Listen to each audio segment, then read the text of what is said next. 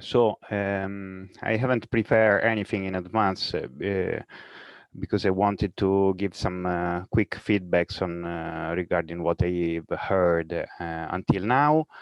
I hope it will be helpful and interesting. I think that the Google example is extremely positive.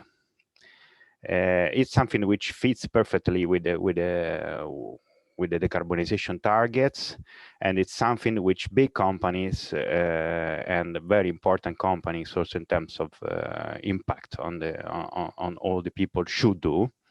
This is a bottom-up approach, something which we might call PPAs 2.0, which means not only buying green energy on a long-term basis, but also guaranteeing a zonal and timing balancing.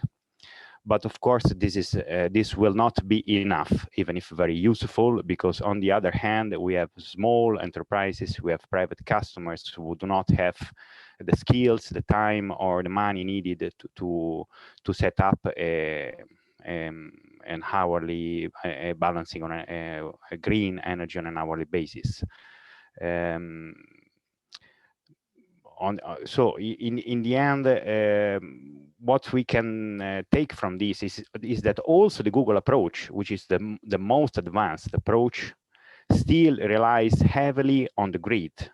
Because of course, even if you can install a PV power plant near the data center, you cannot manage a whole week without sun or without wind.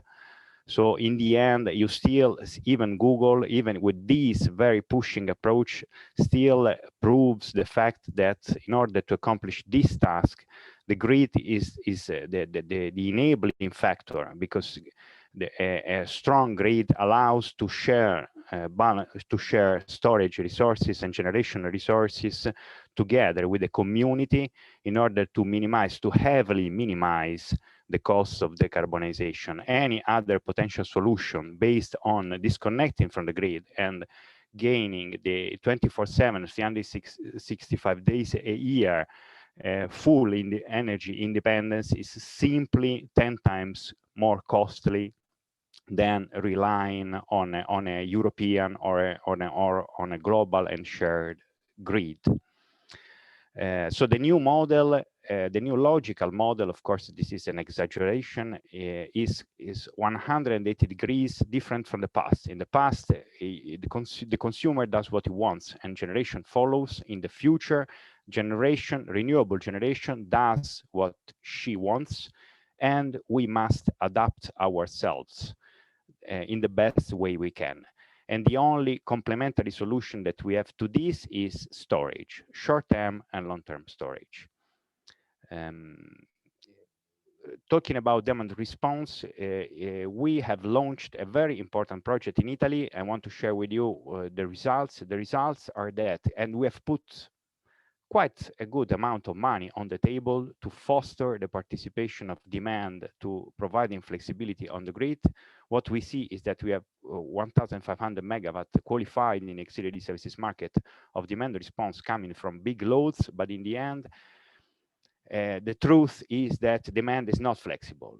They provide mainly flexibility, modulating the generation embedded in their power plants, but demand is not flexible. They don't, and this is quite natural. The money available is frequently not enough to foster a change of comportamental change, also from big demand, big consumers. This is something we have to keep in mind, and we have to find a business model, a sounding business model, in order to unlock flexibility at distributed level. Otherwise, we will keep talking about it, but nothing will happen.